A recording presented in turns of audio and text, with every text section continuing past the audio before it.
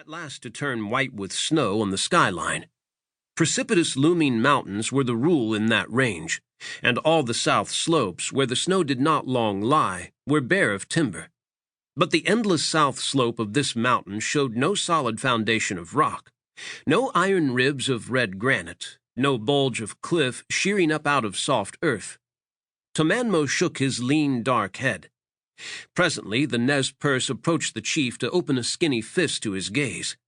He held a handful of wet gravel and sand, among which glinted bright specks. "Ugh!" he ejaculated. "Gold!" "Bad. White man come," grunted the chief. "Some day, long after sheep-eater's gone," assented the Nez Perce. The solemn, still day wore on.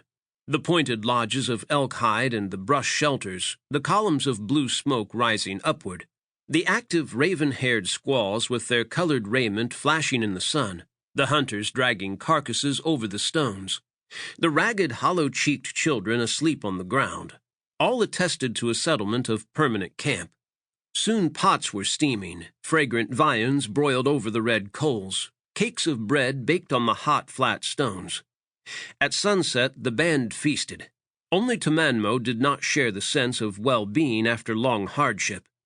While he ate, he watched the changing colors on the steep slope, the darkening purple at the base, the merging of gray into the gold-flushed snow high on the peaks. Dusk fell, and then silent night, with the dark velvet sky studded by cold stars. The fires burned low, gleaming red over the haggard visages of the sleepers. But Tomanmo did not sleep. He stalked to and fro, listening as a chieftain who expected the voices of his gods. A low roar of running water permeated the silence, and a sharp bay of a wolf far up the valley accentuated it. Tomanmo's ears, attuned as those of the deer to the whisperings and rustlings of the wild, registered other sounds. He sought out the sleeping Nez Perce and roused him with a moccasined foot. "Ugh!" exclaimed the brave, sitting up. "Come," said the chief, and led him away from the circle of dying fires and sleeping savages. "Listen." Across the bench, away from the murmur of stream and song of pine, close under the black looming slope, Tomanmo bade his scout bend keen ears to the silence. For long there was nothing. The valley seemed dead. The mountains slept. The stars watched. Wild life lay in its coverts. Then there came a ticking of tiny pebbles down the slope, a faint silken rustle of sliding dust, a strange breath of something indefinable, silence. And then again far off, a faint crack of rolling rocks, a moan, as a subterranean monster trying to breathe in the bowels of the earth, and at last, deep and far away, a rumble as of distant thunder. "Here?" queried the chief, with slow gesture toward the looming bulk.